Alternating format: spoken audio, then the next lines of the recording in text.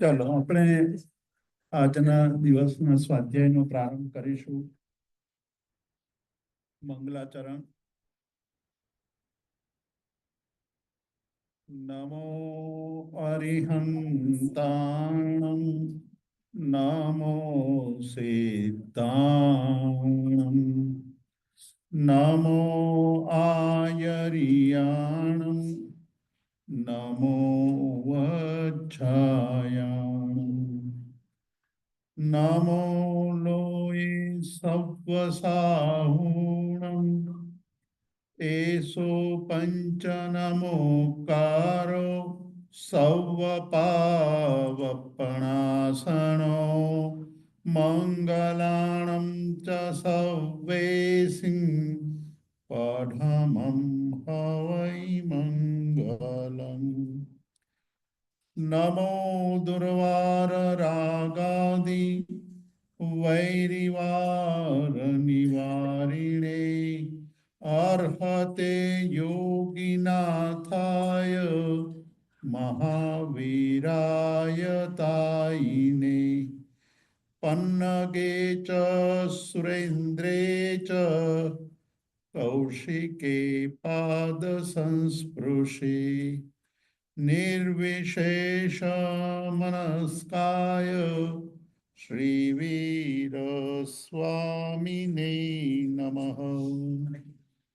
કૃતાપરાધેપિ જને કૃપામંથરતારયો ઈષદ્બાષ્પાર્દયોર્ભદ્રં શ્રીવિરચિન નેત્રયો અજ્ઞાનતિમિરાંધાનાં જ્ઞાનાંજનશલાકયા નેત્રમુન્મીલિतं યેન તસ્મૈ શ્રીગુરવે નમઃ.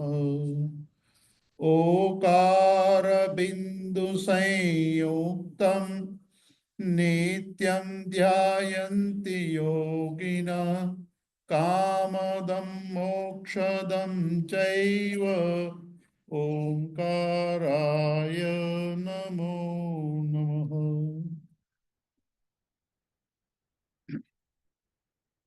પરમ ઉપકારી શાસ્ત્રકાર ભગવંતોએ મનુષ્ય જન્મ પ્રાપ્ત થયા પછી જીવનો આત્મવિકાસ થાય, આત્મકલ્યાણ થાય તે માટે એમણે જે અનુષ્ઠાનો આપણને વર્ણવ્યા છે તેમાંનું એક અનુષ્ઠાન એટલે શાશ્વતી ઓળી. આ શાશ્વતી ઓળી જેની આરાધના દ્વારા આપણે આપણા આત્મા ઉપર લાગેલા કર્મોનો ક્ષય કરી પરંપરાએ મોક્ષ ગતિ પ્રાપ્ત કરી શકીએ તેવું આ અદ્ભુત અનુષ્ઠાન છે. પરંપરાએ એટલે આજે શરૂ કરેલી આરાધના ભવિષ્યની અંદર બહુ ટૂંકા ગાળાની અંદર આપણે મોક્ષ પામી શકીએ તે આ પર્વનો ઉદ્દેશ છે. તો અનંતર એટલે તરત આપણને શું લાભ મળે? ધર્મ હંમેશા જે વાત કરે છે, ધર્મ હંમેશા જે વિધાન કરે છે તેમાં બે પ્રકારની વાત કરવામાં આવતી હોય છે. એક તરત આપણને ઇમિડિયેટ કયો લાભ થાય અને પરંપરાએ એટલે લાંબે ગાળે કયો લાભ થાય એની વાત કરતા હોય છે. કોઈ આપણને એવું કહે કે તમે ગોળ ખાઓ અને ગોળ ખાધા પછી એનો સ્વાદ 6 મહિને આવશે તો એવો ગોળ ખાવામાં આપણને રસ હોતો નથી. ધર્મ પણ એવી જ વાત કરે છે કે ધર્મ કર્યા પછી તરતનું તરત ફળ કયું મળે આપણને? આપણે જ્યારે અંતમંગળ કરીએ છીએ ત્યારે આપણે બોલીએ છીએ કે ઉપસર્ગાક્ષયમ યાન્તિ છિદ્યન્તે વિઘ્ન વલ્લય મન પ્રસન્નતા મેતિ પૂજ્યમાને જિનેશ્વરે. કે જિનેશ્વર ભગવંતો, આપની પૂજા કરવાથી, આપનું અનુષ્ઠાન કરવાથી, આપે દર્શાવેલી વિધિ કરવાથી, વિધિ એટલે જે પ્રકારે શાસ્ત્રની અંદર વિધાન કરવામાં આવ્યું છે તે પ્રકારે આપણે જ્યારે વ્રત આદિ કરીએ છીએ ત્યારે મન પ્રસન્નતા મેતિ, તરત જ ઇમિડિયેટ જે લાભ થાય છે એ મનની પ્રસન્નતા છે. આનંદગંજી મહારાજે પણ ઋષભદેવ ભગવાનના સ્તવનના અંતિમ કડીની અંદર કહ્યું કે ચિત્ત પ્રસન્ને રે પૂજન ફલ કહ્યું કે હે ભગવાન, તમારી પૂજા કરવાથી ઇમિડિયેટ તરત ને તરત મળનારું ફળ કયું છે? તો મન પ્રસન્નતા મેતિ, કે હે ભગવાન, અમારું મન પ્રસન્ન થઈ જાય છે, અમને અંદર આનંદનો અનુભવ થાય છે. સંસારની દરેક ક્રિયાઓ કર્યા પછી, કોઈ પણ ક્રિયા કર્યા પછી આપણને આવી અનુભૂતિ થતી નથી. એક કોઈ ક્રિયા કરતી વખતે એ ક્રિયાની અંદર આપણે ડૂબી જઈએ, પણ જેવી એ ક્રિયા પતી જાય એટલે તરત થાય કે હવે પછી આ ક્યારે આવું આનંદ કરવાનું મળશે, એટલે તરત ને તરત તૃષ્ણા ઊભી કરે. કોઈક વાર એમ થાય કે આ બધું આટલું જલ્દી ખતમ થઈ ગયું, એવો આપણી મનની અંદર ભાવ ઉત્પન્ન થાય. પણ પરમાત્માની ભક્તિ, પરમાત્માએ બતાવેલા અનુષ્ઠાનો, પરમાત્માએ કહેલી વિધિ પ્રમાણે જ્યારે કરવામાં આવે ત્યારે આપણને મનની પ્રસન્નતાનો અનુભવ થાય. અને મન પ્રસન્ન થાય, આપણું મન પ્રસન્ન હોય તો બાકીના બધા જ કાર્યો સારી રીતે પતે. શ્રીપાલ અને મૈણા એની કથા જ્યારે આપણે સાંભળીએ છીએ, એના જીવનની ઘટના આપણે સાંભળીએ છીએ, ત્યારે જ્યારે જ્યારે એ પરમાત્માની ભક્તિ કરીને નીકળે છે ત્યારે એમનું મન અત્યંત પ્રસન્ન હોય છે. આપણું મન પ્રસન્ન ન થતું હોય તો આપણે વિચાર કરવો પડે કે કાં તો આપણી વિધિમાં કંઈક ખામી છે, કાં તો આપણા ક્રિયા કરવાની અંદર આપણે જે દત્ત ચિત્ત થઈને જે વિધિ કરવી જોઈએ એ વિધિ કરતા નથી. વિધિ તો કરીએ છીએ, પણ વિધિ કરવાની અંદર જે દત્ત ચિત્ત, લયલીનતા, અંદર ડૂબવાની જે વાત કરી છે તે વાત ન હોય તો આપણને એ મન પ્રસન્નતા મેતિ એ ભાવ અંદર પ્રગટતો નથી. જ્યારે હરિભદ્રસુરી મહારાજે આ અષ્ટક પ્રકરણની રચના કરી ત્યારે સૌથી પહેલું જે પ્રકરણ એમણે રચ્યું એ પ્રકરણની અંદર એમણે મહાદેવનો એટલે કે પરમાત્માનો પરિચય કરાવરાવ્યો કે પરમાત્મા કેવા છે. યસ્ય સંક્લેશ જનનો રાગો નાસ્તિ એવ સર્વથા, કે જેની અંદર ક્લેશ ઉત્પન્ન કરનારો રાગ સર્વથા નષ્ટ થઈ ગયો છે. આપણે ગઈકાલે જોયું હતું કે આપણા જીવનને પરેશાન કરનારા 3 તત્વો છે. એક રાગ છે, બીજો દ્વેષ છે, ત્રીજો મોહ છે. રાગ, દ્વેષ અને મોહ જ્યાં સુધી પડ્યા છે ત્યાં સુધી આપણા મનને સંક્લેશ થયા કરશે. પરમાત્માએ પોતાના જીવનની અંદર આ રાગ અને દ્વેષને દૂર કરવાનો, જીતી લેવાનો, નષ્ટ કરી નાખવાનો સૌથી પહેલો પ્રયત્ન આદર્યો હતો. એટલે સંયમ લીધા પછી જ્યાં સુધી આ રાગ અને દ્વેષ અને મોહ એ નષ્ટ ન થયા ત્યાં સુધી મૌન ધારણ કરી રાખ્યું. છદ્મસ્ત અવસ્થાની અંદર ક્યાંક કોઈક જગ્યાએ ક્ષતિ થવાનો બહુ જ પ્રસંગ ઊભો થઈ શકે. દોષ જ ન હોય એટલે કે રાગ અને દ્વેષ ન હોય અને મોહ ન હોય તો ક્યારેય પણ દોષ ઉત્પન્ન થાય નહીં. તો હરિભદ્ર સુરી મહારાજે કીધું કે આ સંસારની અંદર આવા પરમાત્માઓ કોણ છે કે જેને હું નમું, જેને હું નમસ્કાર કરું, જેની પાસે જઈને હું પણ એવો બની શકું. આવા ભાવથી એમણે સૌથી પહેલા કહ્યું કે તમે જેને મસ્તક નમાવો છો, તમે જેની પૂજા કરો છો, તમે જેને માનો છો, એમનું ચરિત્ર શું છે, એમણે જીવનની અંદર કેવી રીતે ગુણોને પ્રાપ્ત કર્યા, ગુણો કેવી રીતે અંદર જીવનમાં આવ્યા, અને એ ગુણોના દ્વારા એમને જ્યારે કર્મનો ક્ષય કરીને કેવળ જ્ઞાન પ્રાપ્ત કર્યું, ત્યાર પછી આ જગતના જીવોને પણ કેવળ જ્ઞાન પ્રાપ્ત થાય એવો માર્ગ એમણે આપ્યો. આખી વાત આ પહેલા અષ્ટકની અંદર કરી કે આપણા જીવનની અંદર આવા આ જગતની અંદર ગઈકાલે આપણે વાત કરી હતી કે પરમાત્મા જ્યારે વિચરણ કરી રહ્યા હતા, શ્રમણ ભગવાન મહાવીર જ્યારે વિચરણ કરી રહ્યા હતા, ત્યારે એ વિચરણ કરતી વખતે જ્યારે જ્યારે સમવસરણ મંડાતું, દેશના આપતા હતા, ત્યારે એ દેશના સમયે 363 જુદી જુદી દ્રષ્ટિવાળા લોકો ત્યાં હતા. એટલે કે જેમણે એ સમયે ધર્મની સ્થાપના કરી હોય એવા જુદા જુદા 363 લોકો હતા, જે પોતાને ધર્મ સંસ્થાપક તરીકે ગણાવતા હતા. પણ એ બધામાં સર્વોત્કૃષ્ટ કોઈ હોય તો એ શ્રમણ ભગવાન મહાવીર હતા, કે એમણે બધા જ પ્રકારના દોષોને હણી નાખ્યા હતા.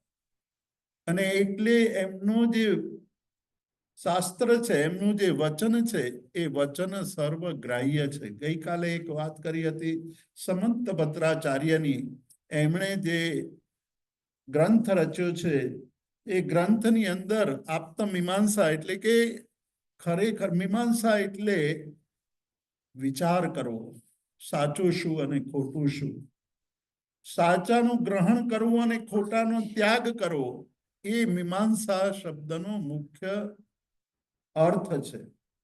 તો એમણે કહ્યું કે આપ્ત એટલે પરમાત્મા, એ પરમાત્માની મીમાંસા કરીને એમને ભજવાના છે. જ્યારે આપણે એમને બરાબર સમજીએ ત્યારે આપણને ખરેખર એમના પ્રત્યે અહોભાવ થાય, એમની અંદર ડૂબી જઈએ. હરિભદ્ર સુરી જન્મથી તો બ્રાહ્મણ પરિવારમાં જન્મ્યા હતા, પુરોહિત હતા, જ્ઞાની હતા, વિદ્વાન હતા, તાર્કિક હતા, કવિ હતા. આવી બધી જ વિશેષતા હોવા છતાંય જ્યારે એમણે જોયું કે પરમાત્માનું ચરિત્ર, પરમાત્માનું જીવન, પરમાત્માની સાધના, પરમાત્માએ જે પ્રાપ્ત કર્યું છે તે અદ્ભુત છે. અને એથી એમણે એમ કહ્યું હતું કે હે નાથ, તમે જો ન મળ્યા હોત તો અમે ક્યાં ભટકી રહ્યા હોત, અનાથ એવા અમે આ સંસારની અંદર ભટકી રહ્યા હોત. આવો ભાવ ત્યારે આવે કે જ્યારે એમના સાચા સ્વરૂપને આપણે ઓળખીએ, અને ઓળખ્યા પછી જ્યારે ભક્તિ થાય ત્યારે મન પ્રસન્નતા મેતી આપણું મન અત્યંત પ્રસન્ન થઈ જાય, ચિત્ત પ્રસન્ન થઈ જાય, અને ચિત્તની પ્રસન્નતાની અંદર બાકીનું બધા જ કામો સરળતાથી પાર પડવા માંડે. આપણું ચિત્ત પ્રસન્ન ન હોય એટલે કે ચિત્તની અંદર સંકલેશ હોય. સંકલેશ શબ્દનો અર્થ ત્રાસ કર્યો છે, એ ખાલી યાદ રાખજો. આપણી અંદર, મનની અંદર અનેક પ્રકારની વિચારણાઓ ચાલતી હોય, પરમાત્માની ભક્તિ કરતા હોઈએ એ વખતે આપણું ચિત્ત અન્યત્ર પરિભ્રમણ કરી રહ્યું હોય. ભગવાનમાં આપણે જરાય ચિત્ત લાગતું જ ન હોય.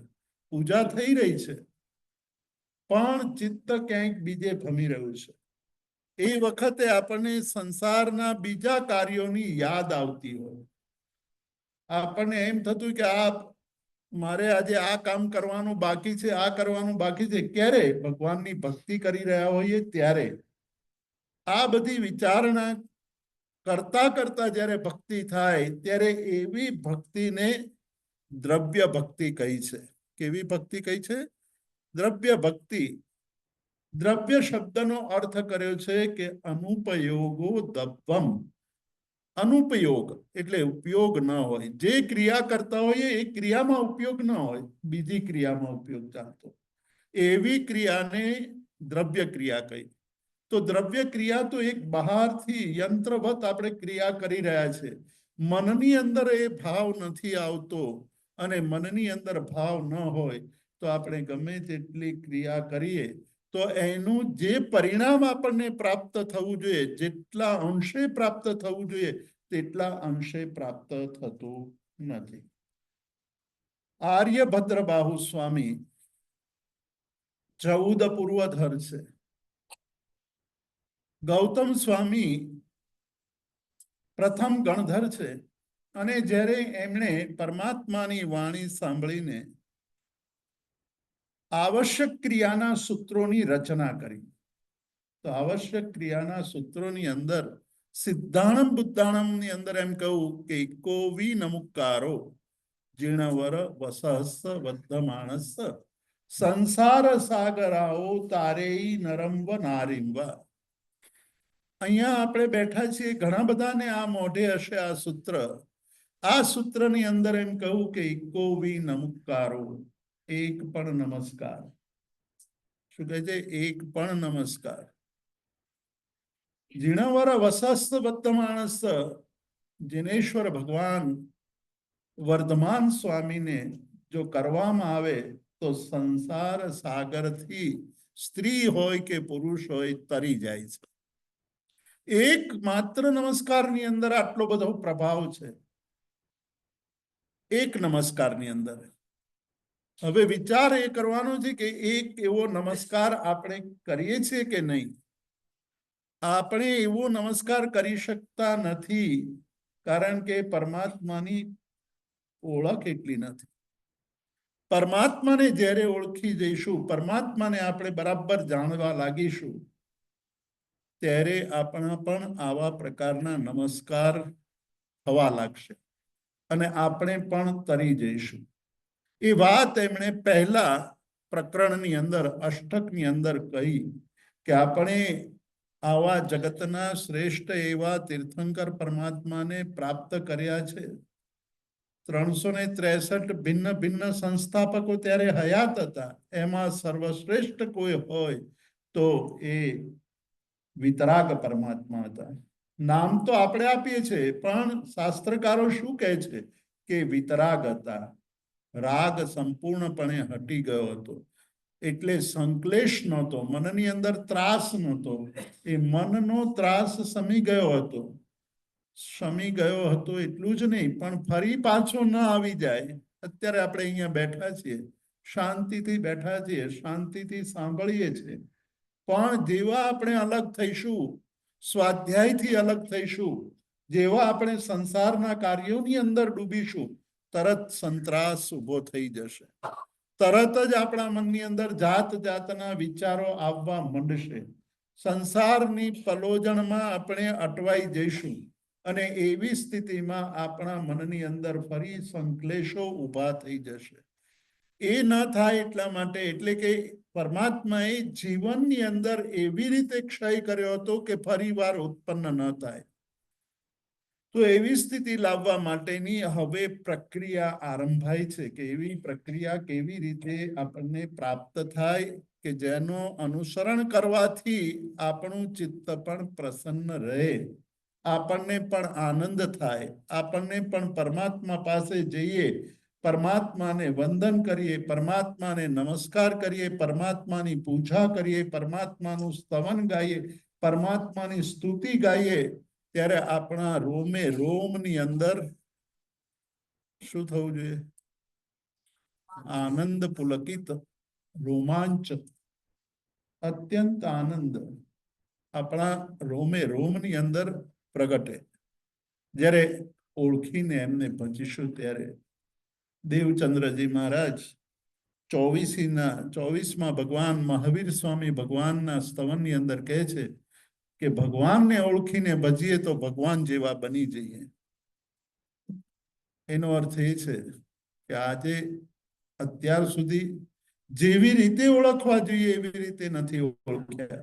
આપણે જે રીતે ઓળખીએ છીએ તો કુલ પરંપરાને આધારે આપણા જૈન કુળમાં જન્મ્યા છીએ એટલે આપણે ભગવાનને ભજીએ.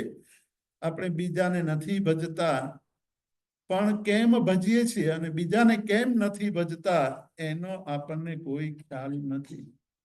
કોઈ પૂછે કે ભાઈ શું છે તમારા ભગવાનની વાત કરો, તો કે ભાઈ અત્યારે નહીં, અત્યારે ટાઈમ નથી મારી પાસે, પછી ક્યારેક કરીશું. કારણ એ છે કે આપણે જાણતા જ નથી કે આપણા ભગવાન કેવા છે. એવા ભગવાનને કેવી રીતે ભજવા જોઈએ એની વાત હવે શરૂ કરે છે. બીજા પ્રકરણની અંદર એ સ્નાનની વાત કરે છે. સ્નાન એટલે નાહવું, કે નાહવું એટલે આપણા અંગોને સ્વસ્થ કરવા, સ્વચ્છ કરવા, પવિત્ર કરવા, નિર્મળ કરવા.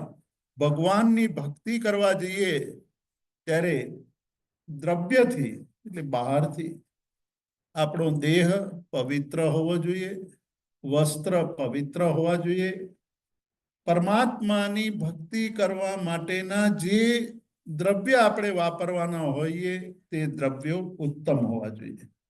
આ બધું હોવા છતાંય શાસ્ત્રકારો કહે છે કે આ તો બધું બહારની વાતો છે.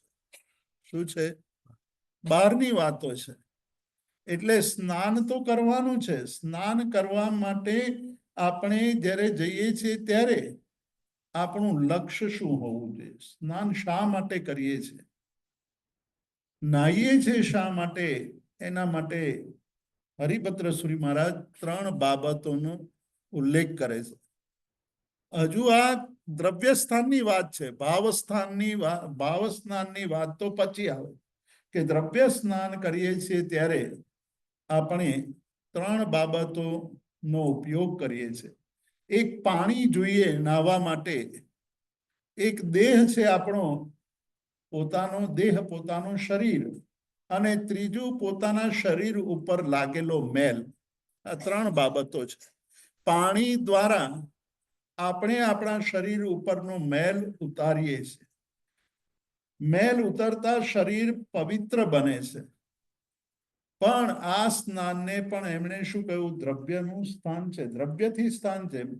આ તમે જે સ્નાન કરી રહ્યા છો તે દ્રવ્યનું સ્નાન છે. આવું સ્નાન આપણને ઉપયોગી ખરું કે નહીં? આવું સ્નાન કરવાથી આપણા મનની અંદર શું ભાવ ઉત્પન્ન થાય એની વાત કરતા કહે છે કે દ્રવ્ય તો ભાવતશ્ચૈવ દ્વિધા સ્નાનમ ઉદાહૃતમ. 2 પ્રકારના સ્નાન કયા છે? એક દ્રવ્ય સ્નાન, બીજું ભાવ સ્નાન. દ્રવ્ય સ્નાન એટલે દેહને પવિત્ર કરવો. ભાવ સ્નાન એટલે ભાવને પવિત્ર કરવા. ભાવને પવિત્ર કરવા એટલે આપણા મનની અંદરના જે વિચારો છે એ વિચારોને નિર્મળ કરવા. આ વિચારોની સ્થિતિ એવી છે કે વિચારો આપણે જ જાણી શકીએ છીએ એ પવિત્ર છે કે અપવિત્ર છે. એની જાણકારી એક આપણને હોય ને બીજા કેવલી ભગવંતને હોય. શું હોય? એક આપણને કે આપણા મનના ભાવોનો, આપણા મનના વિચારોનો ખ્યાલ આપણને પોતાને હોય, અને બીજું કેવલી ભગવંત જે સર્વજ્ઞ છે એમને ખબર હોય કે આપણા ભાવો નિર્મળ છે કે નહીં. જો બીજા પણ જાણી શકતા હોત તો તમે સ્વીકારશો કે બીજો આપણી બાજુમાં બેસશે નહીં. ક્યારેય બેસે ખરો? કારણ કે આપણને ખબર છે કે આપણા વિચારો કેટલા અપવિત્ર છે. આપણું મન કેટલું બધું બહાર ભટક્યા કરે છે, અને ભટકે પાછું એ ભટકવામાં પણ એના રાગ, દ્વેષ, વિચારો, મલિન વિચારો, આ બધું અંદર ગંદકી ભરેલી છે. અને આપણે કોઈ પણ ગંદકી ભરેલા માણસને બાજુમાં બેસવા દેતા નથી. એટલે અહીંયા કહે છે કે બે પ્રકારના સ્નાન છે, બે પ્રકારનું નાવું છે. એક પ્રકારનું પહેલું નાવું એ પાણીથી દેહને પવિત્ર કરવો તે છે, પણ એ કહું કે એ તો દ્રવ્ય સ્નાન છે. બીજું છે ભાવ સ્નાન, કે આપણા મનને આપણે પવિત્ર કરવાનું છે. આ મનને પવિત્ર કરવાનું છે, એટલા માટે એમણે એની સ્પષ્ટતા કરી કે બાહ્યમ આધ્યાત્મિકમ ચેતી. પહેલું સ્નાન જે દ્રવ્ય સ્નાન છે એ બાહ્ય સ્નાન છે, બહારનું સ્નાન, જે બહારના પવિત્રતાની વાત કરે છે. એ આવશ્યક છે. કોના માટે? સંસારી લોકો માટે. જે સંસારની અંદર છે એમને જ્યારે ભક્તિ કરવી હોય ત્યારે સ્નાન આવશ્યક માનેલું છે. ભગવાન પાસે જઈએ ત્યારે દેહ પવિત્ર હોવો જોઈએ, દેહ મલિન હોવો ના જોઈએ, શરીર ગંદુ ન હોવું જોઈએ, શરીર પવિત્ર હોવું જોઈએ. એટલે કીધું કે બાહ્યમ. અને બીજું સ્નાન એ આધ્યાત્મિક સ્નાન છે. આત્માનું સ્થાન, આત્માનું નાહવું, ભાવોને વિશુદ્ધ કરવા, ભાવોને પવિત્ર કરવા. એ ભાવોને પવિત્ર કરીને પરમાત્માને ભજવાનું છે. પરમાત્મા પાસે જ્યારે પણ જઈએ ત્યારે આપણા ભાવો પણ નિર્મળ થતા જવા જોઈએ. એટલે કહું કે આધ્યાત્મિકમ ચેતી. અને દુનિયાની અંદર બીજા અનેક લોકોએ પણ આ જ વાત કરી છે. બીજા લોકો એટલે વૈદિક પરંપરાની અંદર, બીજા એટલે બીજા ધર્મના લોકોએ પણ સ્નાનના આવા બે પ્રકારો પાડ્યા છે. કે બાહ્ય સ્નાન બહુ ઉપયોગી નથી, એક વિધિ પૂરતું એની આવશ્યકતા છે. પણ જો આધ્યાત્મિક સ્નાન થાય, અંદરનું ચિત્તનું નિર્મળતાનું સ્નાન થાય, તો આપણો બેડો પાર થઈ જાય. એટલે બીજું સ્નાન કહ્યું તે આધ્યાત્મિક સ્નાન છે. એના બીજા શ્લોકની અંદર કહે છે કે જલેન દેહ દેશસ્ય. પાણી દ્વારા આપણા દેહને, આપણા શરીરના અંગોને ક્ષણમ યત શુદ્ધિ કારણમ. આ પાણીથી દેહને આપણે શુદ્ધ કરીએ છીએ. કેટલી વાર નાયા છીએ આપણે? કેટલી વાર નાયા છે? કેમ ચૂપ છો? નાતા નથી? બોલો તો ખરા. અગણિત વાર નાયા છે. પણ અહીંયા શું કહે છે કે દેહે જલેન દેહ દેશસ્ય ક્ષણમ. એ થોડી વાર આપણને પવિત્ર કરી શકે છે. શું કહે છે? આ બહારનું સ્નાન એ આખી એક વાર નાહી લીધા પછી આખી જિંદગી નાવું ન પડે એવું બનતું નથી. એવું બને છે, ક્યાંક બને છે. મહારાજ સાહેબ જ્યારે, એટલે કે દીક્ષાર્થી જ્યારે દીક્ષા લે છે ત્યારે એનું સ્નાન છેલ્લું સ્નાન હોય છે. એ છેલ્લું સ્નાન પછી એમને સ્નાન કરવાની જરૂર નથી, કેમ કે હવે એમને અપવિત્ર થવાનો, મલિન થવાનો કોઈ મતલબ રહેતો નથી.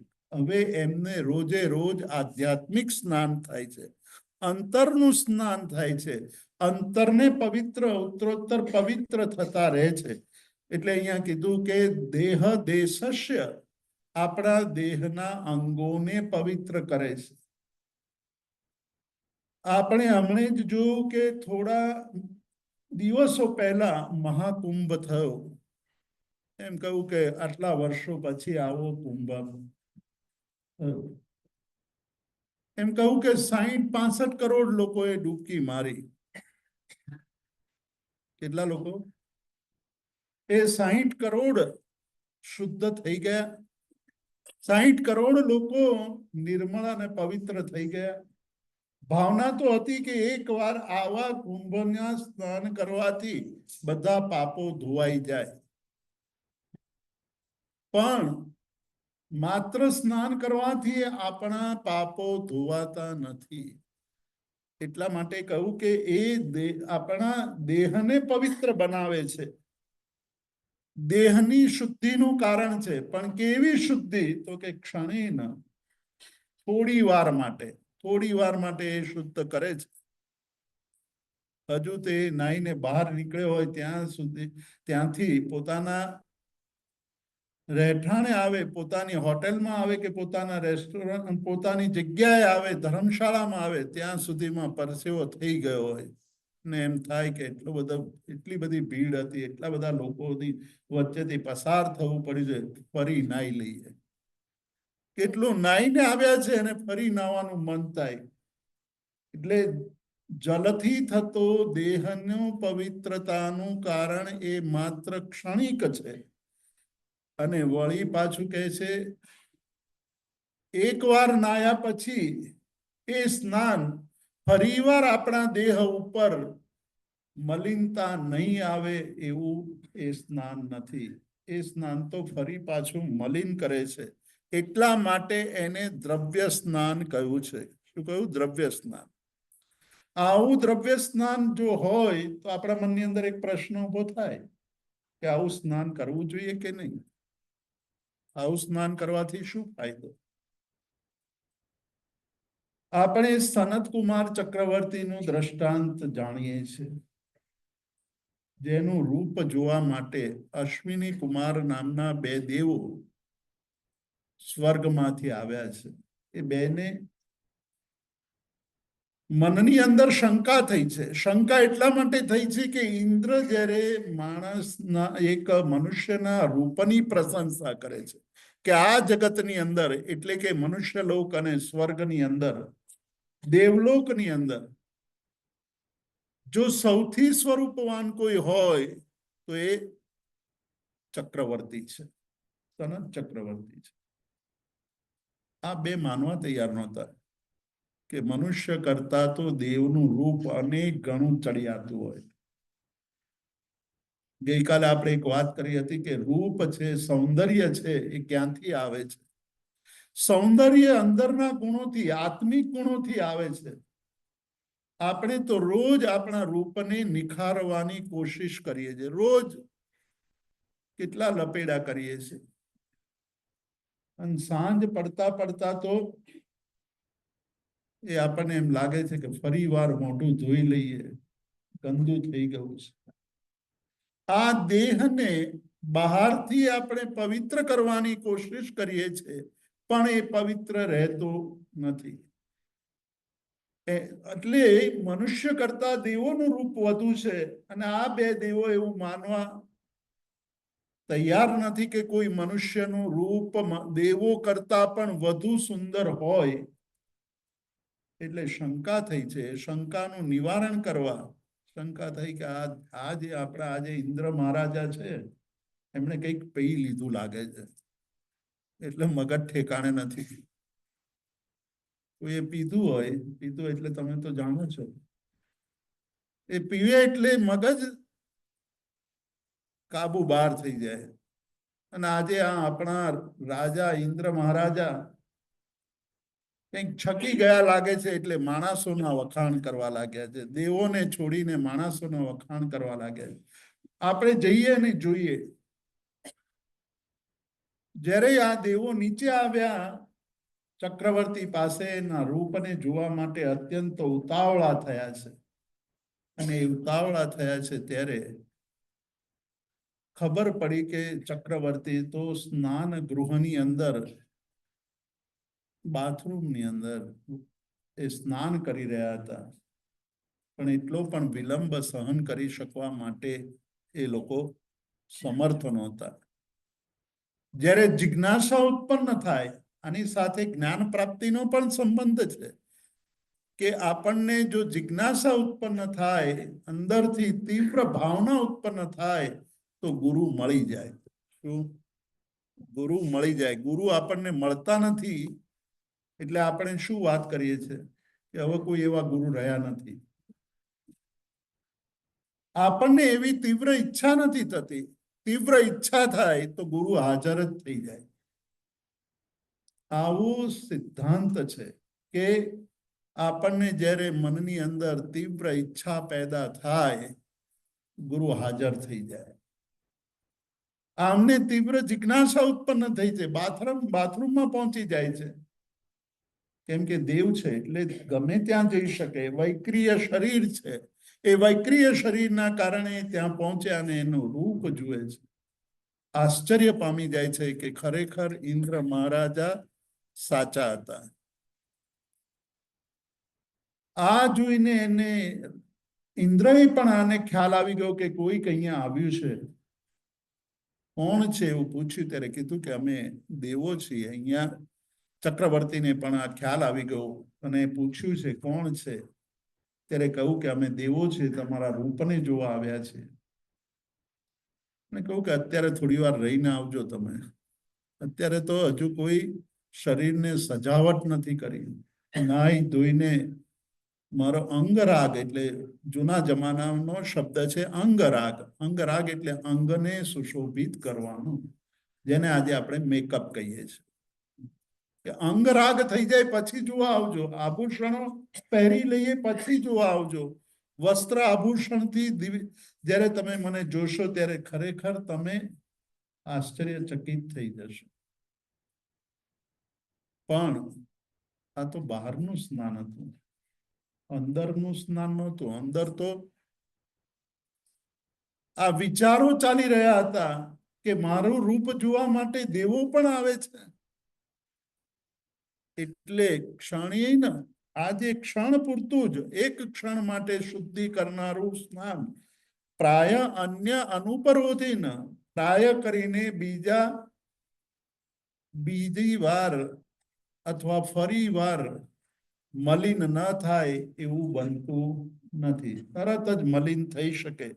દ્રવ્ય સ્નાનમ તદુચ્યતે, કે આવા સ્નાનને દ્રવ્ય સ્નાન કહેવામાં આવે છે. એટલે દ્રવ્ય શબ્દનો અર્થ કર્યો છે જે આપણે શરૂઆતમાં કર્યો કે અનુપયોગો દ્રવ્યમ, જેમાં ઉપયોગ નથી તે દ્રવ્ય છે. ઉપયોગ વગરની ક્રિયા, ઉપયોગ વગરનું સ્નાન, ઉપયોગ વગરની પ્રક્રિયા બધું જ દ્રવ્ય છે. દ્રવ્ય એટલે યંત્ર જેવું છે. યંત્ર જેવી રીતે યંત્રમાં પ્રાણ નથી, જેવી રીતે મશીનમાં કોઈ પ્રાણ નથી. મશીન એકવાર ચાલુ કરી દીધું તો મશીનને કોઈ લાભ નથી થવાનો. આપણે પ્રતિક્રમણ કરીએ છીએ તો આજના યુગમાં તો હવે ઘણા બધા રસ્તાઓ ખુલી ગયા છે, નેટ ઉપર પણ પ્રતિક્રમણ મળે આપણને. પણ એનાથી કોમ્પ્યુટરને શું લાભ? જેમ મશીનને કોઈ લાભ નથી થતો, એમ જો આપણો ઉપયોગ ન હોય તો એ પ્રતિક્રમણ કરવાથી આપણને વિશેષ લાભ મળતો નથી. શુભ ક્રિયા છે એટલો સમય આપણે અન્ય પાપ ક્રિયા કરતા નથી, એટલે શુભ ક્રિયા નો બંધ પડે. પણ પ્રતિક્રમણનો અર્થ શું છે? પ્રતિક્રમણનો અર્થ છે જે સમયે આપણે પ્રતિક્રમણની વિધિ કરીએ છીએ ત્યારે આપણે પાપથી પાછા હટીને પોતાની તરફ આવીએ છીએ. આપણે આપણા આત્માને નિર્મળ કરી રહ્યા છીએ. એટલે નિર્મળ કરવું એટલે તો નિર્જરા કરવી. તો જે ક્રિયા નિર્જરાની છે તે બંધની ક્રિયા બની જાય, અનુપયોગ હોય તો. નિર્જરાની ક્રિયા એટલે બહુ ઊંચી ક્રિયા, જેથી આપણા કર્મનો ક્ષય થાય છે. પણ જો આપણો ઉપયોગ ન હોય તો એ ઉપયોગ ન હોવાને કારણે એ જ ક્રિયા, જે નિર્જરાની ક્રિયા છે, એ ક્રિયા બંધની ક્રિયા થાય. પણ છતાંય શાસ્ત્રકારોએ એને સારી દશા માની, કેમ કે શુભ કર્મનો બંધ થાય છે. એની ચર્ચા આપણે પછી કરીશું. પણ આવું દ્રવ્ય સ્નાન, એ દ્રવ્ય સ્નાન કહે છે કૃત્વા ઇદમ વિધાનેન, કે આવું સ્નાન, દ્રવ્ય સ્નાન પણ માન્ય છે. શું કહે છે? દ્રવ્ય સ્નાન પણ માન્ય છે.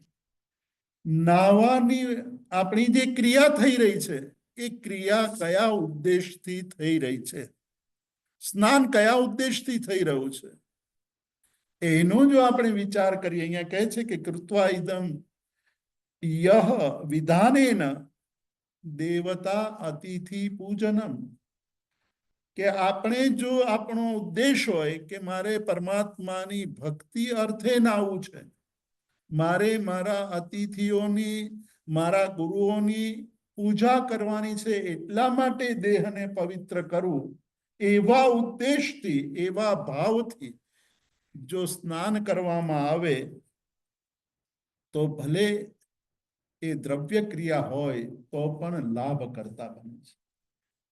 એટલે કહેવાનો મતલબ એ થયો કે આપણે સ્નાન કરીએ છીએ, એ સ્નાન કરવા પાછળના આપણા ભાવો કયા છે, આપણે કયા ભાવોથી સ્નાન કરીએ છીએ. હું બીજાને સુંદર દેખાવું, હું મને પોતાને સુંદર દેખાવું, હું સ્નાન કરીને જગતને બતાવી દઉં કે હું કેટલો સુંદર છું, કે હું કેટલી સુંદર છું. તો કહે છે કે એ એક જુદો ભાવ છે, જુદો ઉદ્દેશ છે. એ જુદા ઉદ્દેશથી થયેલું સ્નાન, એ સ્નાન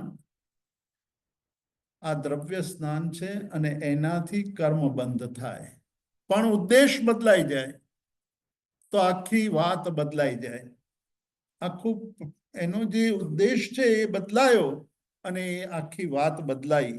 તો કહે છે કે આવું સ્નાન પણ શોભનમ, સારું છે.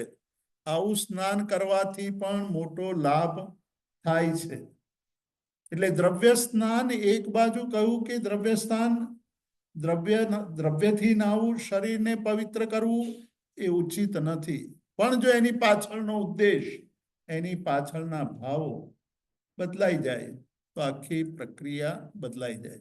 એટલે જૈન ધર્મની જે વાત છે એમાં એક મહત્વની વાતને આપણે ધ્યાનમાં રાખવાનું છે કે દરેક બાબતમાં જૈન ધર્મએ કહ્યું કે તમારો ભાવ કેવો છે, કોઈ પણ ક્રિયા કરવા પાછળનો ભાવ કેવો છે. આજથી લગભગ 2000 વર્ષ પહેલા એક બહુ વિચિત્ર ઘટના ઘટી હતી. કાલકાચાર્ય એક આચાર્ય છે. એ આચાર્ય જ્ઞાની છે, ભણેલા છે, ખૂબ એમનું દરેક વિષયમાં જ્ઞાન છે. એટલે શાસ્ત્રોનું જ્ઞાન ખાલી માત્ર ધાર્મિક શાસ્ત્રોનું જ્ઞાન નહીં, પણ જ્યોતિષ, મંત્ર, તંત્ર, વ્યાકરણ, ભાષાઓ, સિદ્ધાંતો, સ્વસિદ્ધાંતો અને પરસિદ્ધાંતોનું જ્ઞાન, આવા એક આચાર્ય, એમની બહેને પણ દીક્ષા લીધી છે. એ બહેનનું નામ છે સરસ્વતી. એ સરસ્વતી સાધ્વી થઈ ગયા છે. સાધુ જ્યારે સાધુ થાય છે ત્યારે જે સુશોભાના જેટલા પણ નિમિત્તો છે એ બધાને હટાવી દે છે. સુશોભાનું એક નિમિત્ત છે આપણા વાળ. એટલા માટે તો આપણા વાળ ધોળા થઈ જાય તો આપણે શું કરીએ છીએ?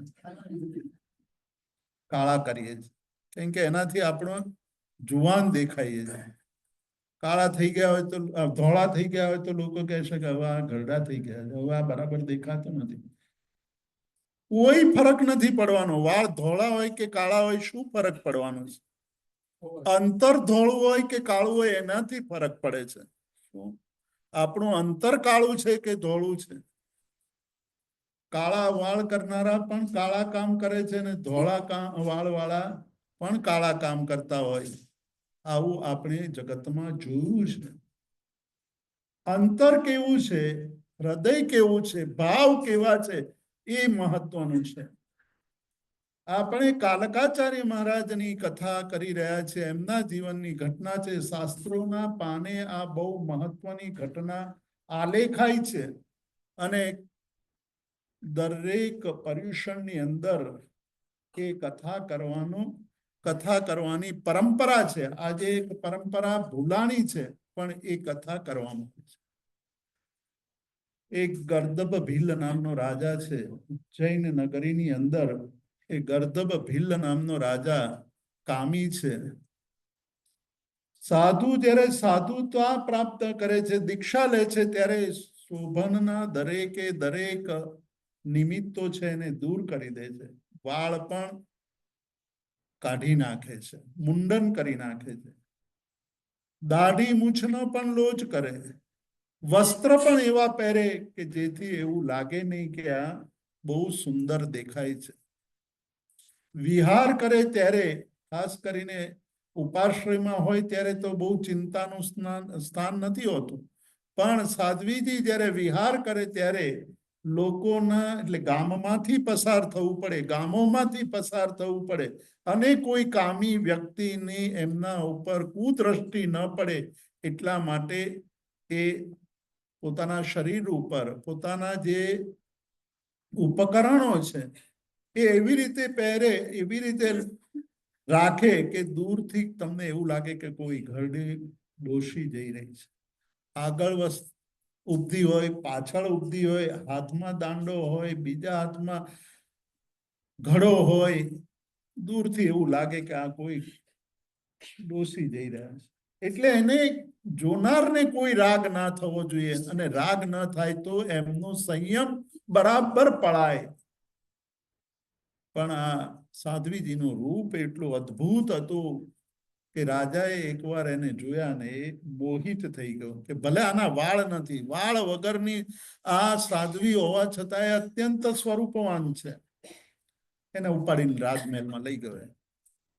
આ ગર્દભીલ રાજા એ સાધ્વીજીને ઉપાડીને રાજમહેલમાં લઈ ગયો છે. આચાર્ય ભગવંતને ખબર પડી કે આવું થયું છે. બહેન મહારાજ એને રાજા ઉપાડી ગયો છે. અંગને એકઠો કર્યો, કહ્યું કે આ ગમે તેમ કરીને રાજાને શામ દામ દંડ ભેદ નીતિથી મનાવીને આ સાધ્વીને એના સકંજામાંથી છોડાવો. સંઘે કીધું કે અમારી તાકાત નથી, આ બહુ દુષ્ટ રાજા છે, આ બહુ ભયંકર રાજા છે. આ રાજાને છંછેડવો એટલે નાગને છંછેડવા જેવું છે. અમે કંઈ કરી શકીએ એમ નથી.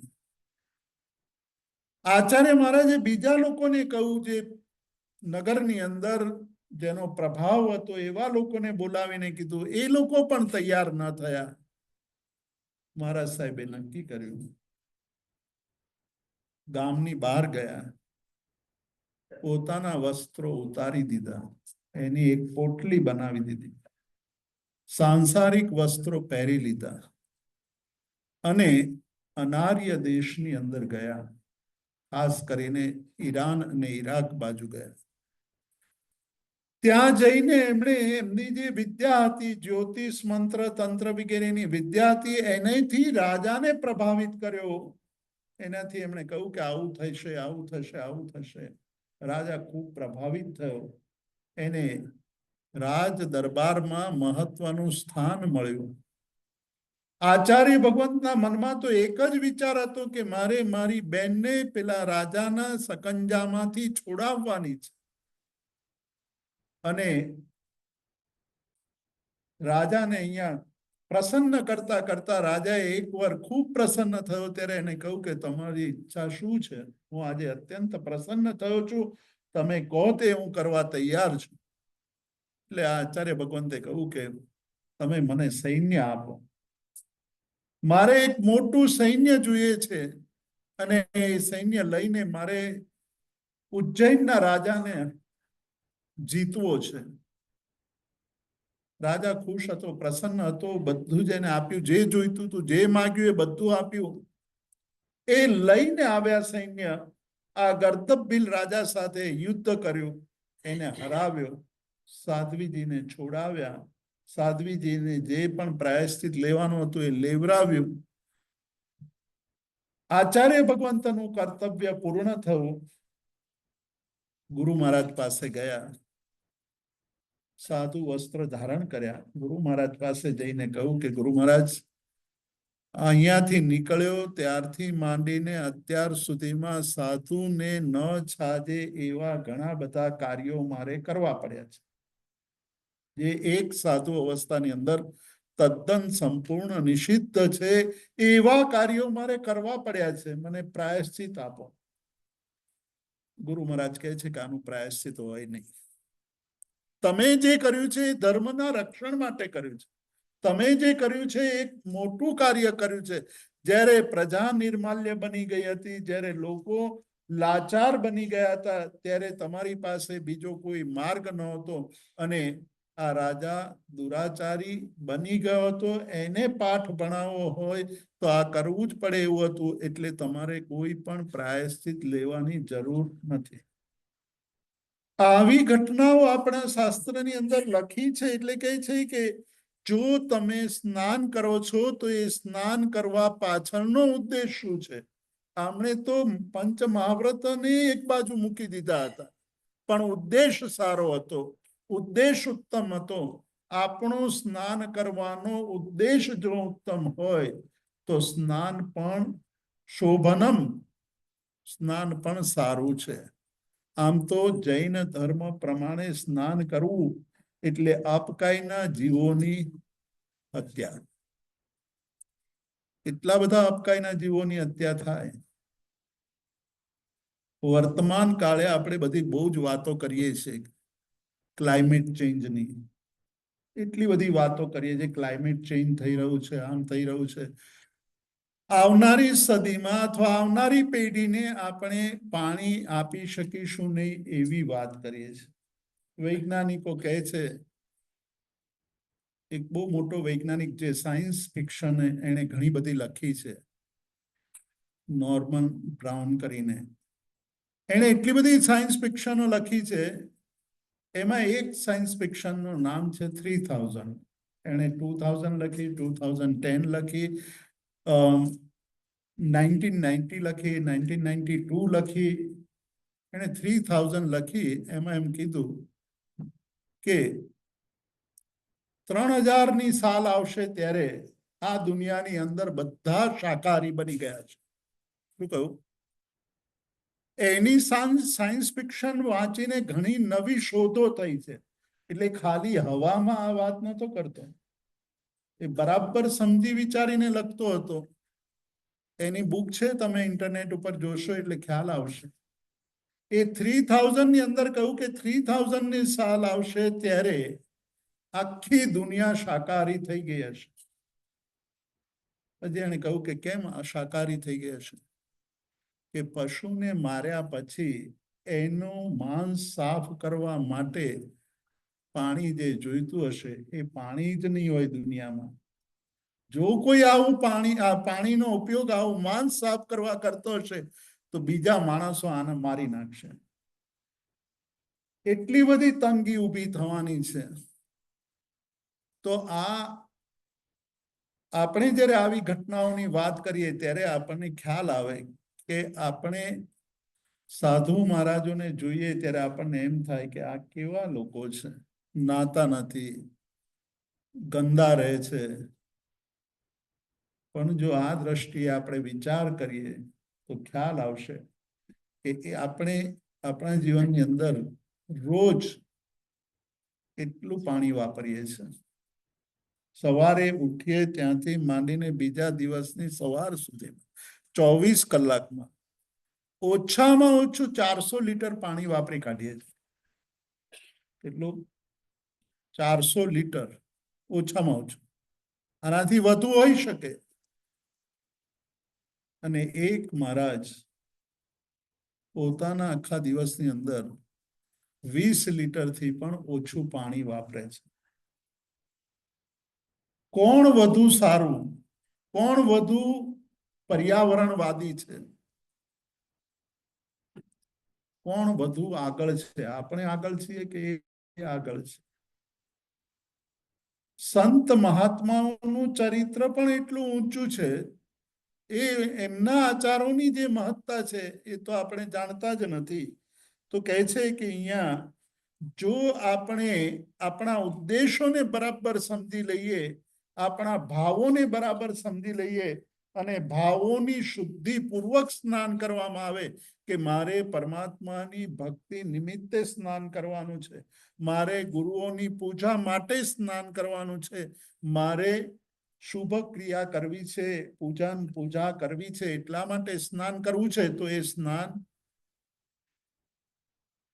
શોભનમ, સારું માન્યું. કેમ?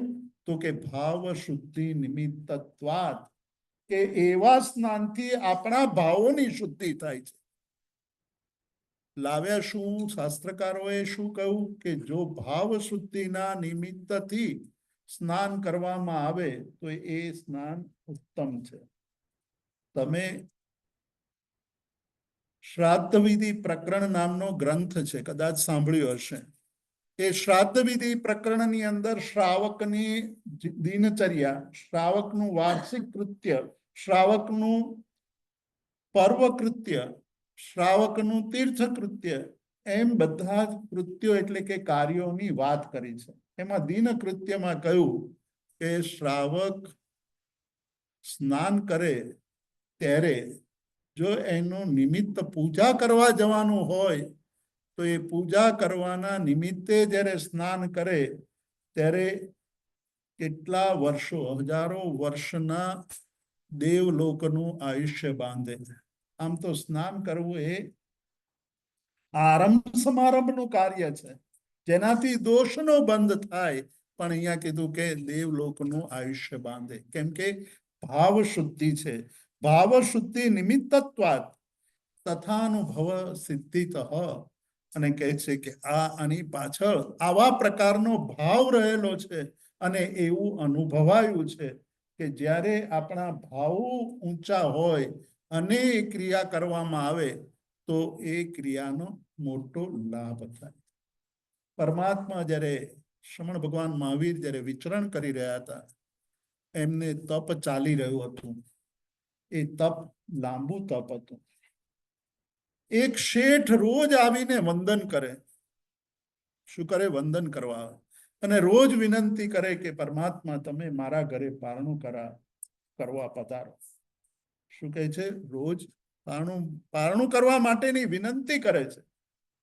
પરમાત્મા તો કાયોત્સર્ગની અંદર, કાવસક ધ્યાનની અંદર લીન છે.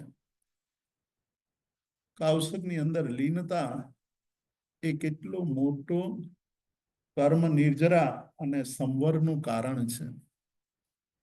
આપણે કાવસક કરતા હોઈએ ત્યારે કોઈ સમૂહમાં કાવસક કરી રહ્યા હોય, પર્યુષણમાં કાવસક કરતા હોઈએ, 40 કે 60 લોગસનો કાવસક આવે અને કોઈકનો વહેલો પતી જાય તો આપણે એની સામું જોઈને આંખો કાઢીએ કે તારો વહેલો કેમ પતી ગયો? હજુ તો મારે આટલું બધું બાકી છે.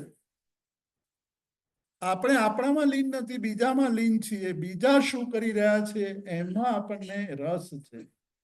કાયોત્સર્ગ શબ્દનો અર્થ જ એ છે કે કાયાનો ઉત્સર્ગ કરી દેવો, કાયાને છોડી દેવી. આપણે બોલીએ છીએ તાવ કાયમ ઠાણેણમ મોણેણમ જાણેણમ અપ્પાણમ ગોસિરામી. એ શાબ્દિક ક્રિયા બની ગઈ છે આપણે, એટલે કે દ્રવ્ય ક્રિયા બની ગઈ છે, ભાવ ક્રિયા નથી બનતી. એટલા માટે એક કાવસક દ્વારા આપણને જે પુણ્ય પ્રાપ્ત થવું જોઈએ અથવા કર્મ નિર્જરા થવી જોઈએ તે કર્મ નિર્જરા થતી નથી. તો જ્યારે ઉદ્દેશ બદલાઈ જાય છે ત્યારે ક્રિયાનું શુભત્વ કે અશુભત્વ, કે ક્રિયા અશુભ હોય તો પણ શુભ થઈ જાય છે અને શુભ ક્રિયા પણ અશુભ ક્રિયા થઈ જાય છે. પરમાત્માને રોજ વંદન કરે છે, રોજ વિનંતી કરે છે પેલા શેઠ કે ભગવાન મારે ત્યાં પારણું કરવા પધારો.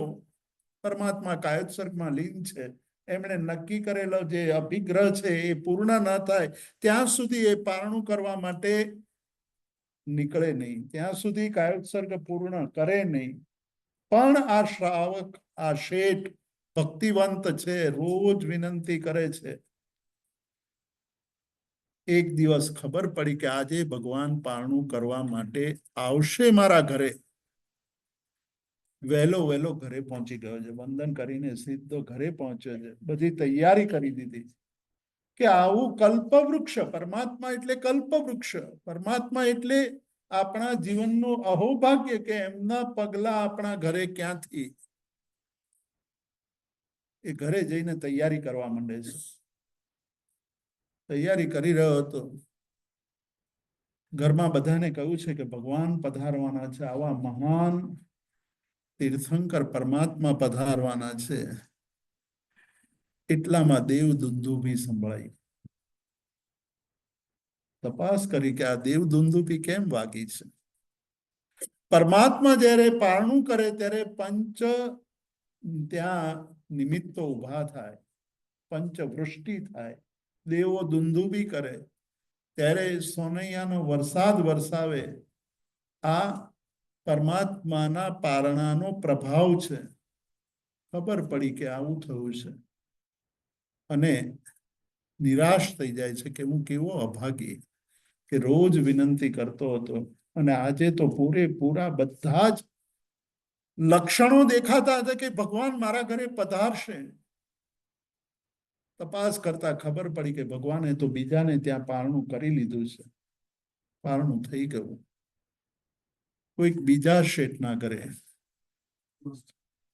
તેને આપણે અંદરની શાસ્ત્રોની અંદર કહ્યું છે કે એક જૂના શેઠને એક નવા શેઠ, જે રોજ જતો તો એને જૂના શેઠ કીધું અને નવા શેઠ નૂતન શેઠ જેના ઘરે ગયા પહેલી વાર ગયા છે. ત્યારે આ જિજ્ઞાસુએ પ્રશ્ન પૂછે છે પરમાત્માને કે તમને રોજ વિનંતી કરવા આવતા હતા એનું શું થયું? તો કે જો એને દેવદુંદુભી ન સાંભળી હોત તો એ કેવળ જ્ઞાન પામી ગયો. એને ભાવધારા એટલી બધી ઊંચી થઈ ગઈ હતી. તો ભાવનું આ મહત્વ છે કે ભાવ ક્રિયા કરતી વખતે ભાવ એ ક્રિયાનો પ્રાણ છે. શું છે? ભાવ એ ક્રિયાનો પ્રાણ છે અને ભાવ વગરની ક્રિયા એ નિષ્પ્રાણ ક્રિયા છે. તો આપણું નહાવું સ્નાન કરવું એ દોષયુક્ત હોવા છતાં પણ શાસ્ત્રકારો એને કહે છે કે આ સ્નાન કરવું એ પણ શોભન છે, સારું છે. કેમ? તો કે ભાવ શુદ્ધિનું નિમિત્ત હોવાથી એનાથી ભાવની શુદ્ધિ થાય છે. અને એટલા માટે કહું કે ભલે એ દોષ વાળું હોય, થોડો ઘણો દોષ છે પણ એનાથી લાભ ઘણો બધો થાય છે. થોડો દોષ ઘણો બધો લાભ, તો એ થોડા દોષને પણ નગણ્ય ગણીને મોટો લાભ મળતો હોય તો એ લાભ મેળવવો જોઈએ. શાસ્ત્રકારો કહે છે કે આવું કેવી રીતે માનીએ અમે? તમે તમારી મનની મરજી પ્રમાણે અમુકને સારું કહો ને અમુકને ખરાબ કહો. તમારે જ્યારે નવરાવવા હોય, આપણે જે વ્યવહારમાં નવરાવવાની વાત કરીએ છીએ નહીં, પરમાત્માને માટે નાહવું હોય, પૂજા માટે નાહવું હોય તો આપણે એમ કહીએ છીએ કે સારું છે. આ કંઈક સમજ પડતી નથી.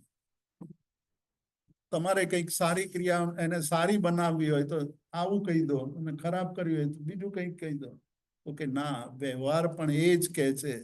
સંસારની અંદર વ્યવહાર પણ એ કહે છે કે કોઈક ગામની અંદર પાણીની અછત ઊભી થઈ હોય, ગામમાં કૂવો ન હોય, કૂવો ખોદવો પડે તો કૂવો ખોદનાર માણસ કૂવો ખોદે ત્યારે એને પરિશ્રમ કરવો પડે છે, મહેનત કરવી પડે છે. કૂવો ખોદતા ખોદતા એના શરીર ઉપર માટી, કાદવ આ બધું એને ચોંટે છે, પરસેવાથી રેપઝેપ થઈ જાય છે, ભૂખ અને તરસ લાગે છે. આ બધા જ દોષો એને સેવવા પડે છે અને છતાંય આ દોષોને સારા ગણ્યા. કારણ કે જેવું પાણી નીકળશે એવી સૌથી પહેલા તો એની તરસ છીપી જશે, પછી સ્નાન કરશે એટલે જેટલા કાદવ કીચડ ધૂળ બૂળ લાગી છે એ બધી સાફ થઈ જશે. એટલે એક તરફ કૂવો ખોદવાનો પરિશ્રમ છે, એ પરિશ્રમ બીજી તરફ લાભ કરતા છે કે હવે પછી ક્યારેય પણ કોઈને આવા પ્રકારની તકલીફો સહન કરવી પડશે નહીં. તો એક વાર આપણી ક્રિયાની અંદર ભાવ ભળે છે, આપણી ક્રિયાની અંદર ઉદ્દેશ ભળે છે, ત્યારે આખી ક્રિયાના ભાવો બદલાઈ જાય છે. ત્યારે આપણી સજાગતા, જાગૃતતા વધી જાય છે. હવે દ્રવ્ય સ્થાનની સાથે સાથે ભાવ સ્નાનની વાત કરે છે. એટલે આપણું સ્નાન, આપણું નાહવાનું જો કોઈ વિશેષ ઉદ્દેશ પૂર્વકનું હોય, આપણે રોજ સ્નાન કરીને આપણા ઘરના મંદિરની અંદર પણ ભગવાનની ભક્તિ કરીએ તો આપણું એ નાહવું શું થઈ જાય છે? સાર્થક છે. અને સ્નાન કરીને રંગરાગ કરવાના હોય તો ગમે તેટલું ઉપયોગ રાખીને સ્નાન કર્યું હોય તો પણ એ સ્નાન કર્મ બંધનું કારણ બને છે. એટલે ઉદ્દેશ આપણો ધર્મ કરતી વખતે આપણો ઉદ્દેશ શું છે, ક્રિયા કરતી વખતે આપણો ઉદ્દેશ શું છે, એની સતત આપણે વિચારણા કરવી જોઈએ, સતત એનું આપણે ચિંતન કરવું જોઈએ, જે આપણે ભૂલી ગયા છીએ. આપણે ક્યારેય આવું વિચારતા નથી કે હું શેના માટે આ બધી ક્રિયા કરી રહ્યો છું. હવે કહે છે કે ધ્યાનાંભસાતું જીવસ્ય, ધ્યાન રૂપી પાણીથી અંતરની જે શુદ્ધિ થાય છે એ ભાવ સ્નાન છે. શેનાથી? ધ્યાનથી. ધ્યાન એટલે શું? કોને આપણે ધ્યાન કહીએ છીએ? આજે જે ટીવીમાં દેખાડવામાં આવતું ધ્યાન, એ ધ્યાન નથી. એ તો કોઈક બાવા ગુરુઓએ, આવી બાવા ચેનલો બહુ બધી ચાલે, એણે પોતાની દુકાન ચલાવવા માટે, પોતાનો મત ચલાવવા માટે, પોતાની પ્રસિદ્ધિ માટે આવી બધી વિધિઓ દેખાડે. પણ અહીંયા કહે છે કે ધ્યાનાંભસા, ધ્યાન એટલે એકાગ્ર ચિંતા નિરોધો ધ્યાનમ. શું કહે છે? ઉત્તમ સંહનનસ્ય એકાગ્ર ચિંતા નિરોધો ધ્યાનમ. કે જ્યારે આપણે ધ્યાન કરીએ ત્યારે એકાગ્ર બનવાનું છે. એકાગ્ર શેમાં બનવાનું છે? તો કે જેને આપણે આલંબન તરીકે સ્વીકાર્યા છે, એ પરમાત્મા પણ હોઈ શકે, એ ઓમકાર પણ હોઈ શકે, એ નવકાર મંત્ર પણ હોઈ શકે, સિદ્ધ ચક્ર પણ હોઈ શકે. એની અંદર એકાગ્ર થઈ જવું. એકાગ્ર ચિંતા નિરોધો ધ્યાનમ. ધ્યાનની આ સાવ સરળતમ વ્યાખ્યા છે કે એકાગ્ર થઈ જવું એટલે કે ચિંતાનો નિરોધ. ચિંતા એટલે બીજી બધી જ વિચારણાઓનો નિરોધ, એટલે કે ત્યાગ કરી દેવો.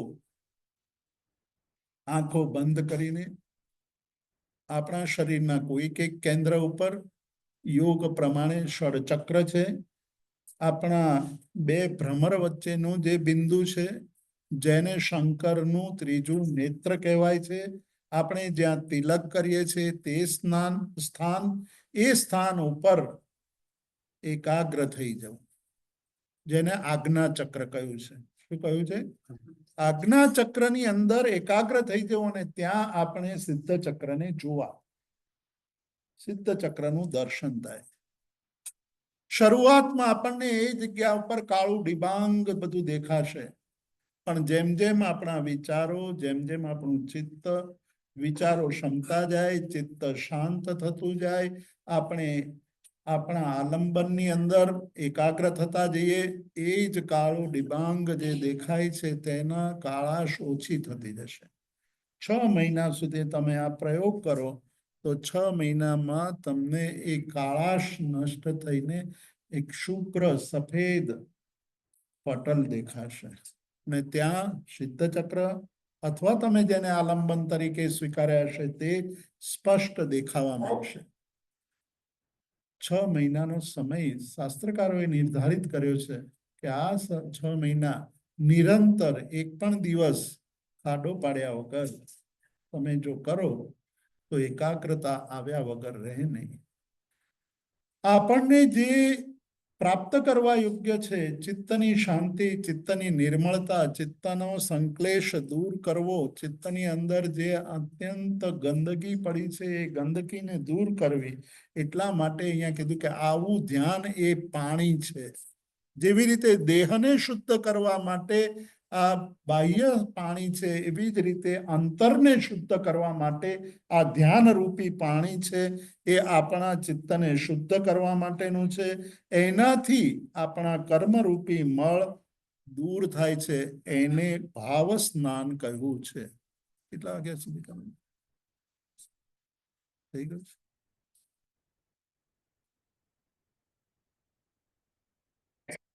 એટલે એમ કહે છે કે જે ઋષિઓ અને જે યોગીઓ આવું ધ્યાન કરે છે, અને જે સાધકો આવું ધ્યાન કરે છે, એવો ધીરે ધીરે પોતાના કર્મોની નિર્જરા કરતા કરતા પરંપરાએ એટલે લાંબે ગાળે અત્યંત શુદ્ધ થઈને પરમ પદને પ્રાપ્ત કરે છે. ફરી ક્યારેય લેપાતા નથી, ફરી ક્યારેય કર્મ બંધ થતો નથી. તો આ આચાર્ય હરિભદ્રસુરી મહારાજે સ્નાન અષ્ટક દ્વારા આ 8 શ્લોકની અંદર આપણને આપણે કેવી રીતે નાહવું જોઈએ, અંતરનું સ્નાન કોને કહેવાય, બાહ્ય સ્નાનની અંદર આપણો ઉદ્દેશ કેવો હોવો જોઈએ, આપણા ભાવો કેવા હોવા જોઈએ, એ દ્વારા આપણને એક માર્ગ બતાવ્યો છે. એ માર્ગનું અનુસરણ કરીને આપણે બહારથી પવિત્ર બનીએ, બહારથી સારા દેખાઈએ, એવી જ રીતે આપણે અંતરને પણ પવિત્ર બનાવીએ, અંતરથી પણ સારા બનીએ, અંતરથી આપણે નિર્મળ થઈશું તો પરંપરાએ પરમ પદને પ્રાપ્ત કરી શકીશું. એટલું કહીને સ્વાધ્યાયને વિરામ આપીશું. અંત મંગળ કોઈને કઈ પૂછું? પહેલા પચકાણ લઈ લો. ચલો, આંબિલનું પચકાણ.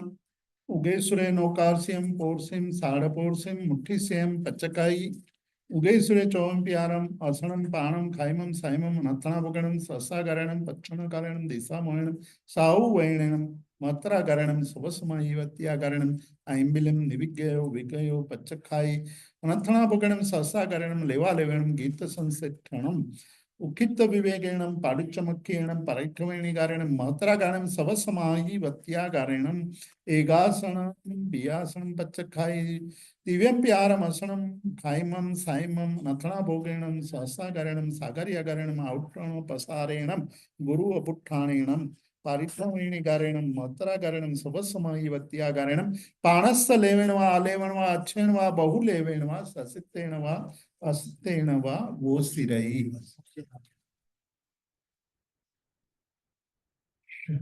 શિવમસ્તુ સર્વ જગત પરૈત નિરતા ભવન્તુ ભૂતગણા દોષા પ્રયાન્તુ નાશમ સર્વત્ર સુખી ભવન્તુ લોકા ઉપસર્ગાક્ષયમ યાન્તિ છિદ્યન્તે વિઘ્નવલય મના પ્રસન્નતામેતિ પૂજ્યમાને જિનેશ્વરે સર્વમંગલ માંગલ્યમ સર્વકલ્યાણકારણમ પ્રધાનમ સર્વધર્માણામ જૈનમ જયતિ શાસનમ.